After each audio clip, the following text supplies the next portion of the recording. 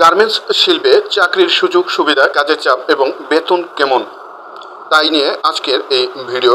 যাই হোক, গার্মেন্টস শিল্পে চাকরির সুযোগ সুবিধা, কাজের চাপ এবং বেতন কেমন তা নির্ভর করে পদ ও অভিজ্ঞতার উপর। সাধারণত এই শিল্পে কাজের চাপ বেশি থাকে, তবে বেতন কাঠামো, পদ ও দক্ষতার উপর ভিত্তি করে পরিবর্তিত হয়। শিক্ষানবিশ বা নতুনদের জন্য বেতন কম হতে পারে, তবে অভিজ্ঞতা বাড়ার সাথে সাথে বেতন ও সুযোগ উভয়ই বাড়ে। এখন কিছু বিষয় তুলে ধরা যাক, যেমন সুযোগ। গার্মেন্টস শিল্পে বিভিন্ন ধরনের কাজের সুযোগ রয়েছে, যেমন operator, quality controller, mechanical executive এবং অন্যান্য টেকনিক্যাল ও সাপোর্টিং পদ। অভিজ্ঞতা ও দক্ষতার ভিত্তিতে পদোন্নতির সুযোগ থাকে। কিছু কিছু ক্ষেত্রে বিদেশেও কাজের সুযোগ পাওয়া যেতে পারে। সুবিধা: কিছু কিছু প্রতিষ্ঠানে কর্মীদের জন্য আবাসন, পরিবহন এবং অন্যান্য সুযোগ সুবিধা দেওয়া হয়, তবে এই সুবিধাটা স্বল্প কিছু শিল্প প্রতিষ্ঠানের জন্য বিদ্যমান। কিছু ক্ষেত্রে চিকিৎসা ও অন্যান্য সুবিধাও পাওয়া যেতে পারে।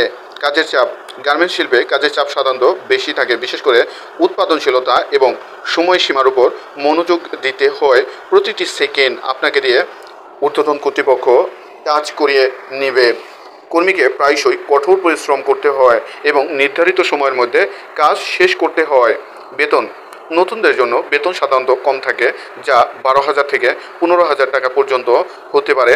নতুনদের ক্ষেত্রে অভিজ্ঞতা ও দক্ষতার সাথে বেতন বৃদ্ধি পায়। কিছু ক্ষেত্রে অভিজ্ঞ কর্মীরা 90,000 থেকে 1,20,000 টাকা বা তারও বেশি আয় করার সুযোগ এখানে আসে।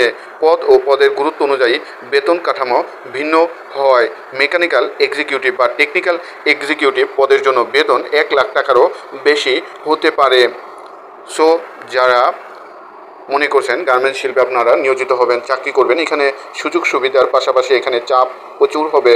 বেতন বৃদ্ধির পাশাপাশি আপনাদের প্রচুর প্রেশারে এখানে চাকরি করতে হবে। এখানে চাপের সাথে সাথে অধিক বেতন বিদ্যমান। যারা এখানে টিকে যাবেন তাদের চাপ অধিক থাকলেও বেতন নিয়ে তত টেনশন করতে হবে না যখন আপনি দক্ষ হবেন।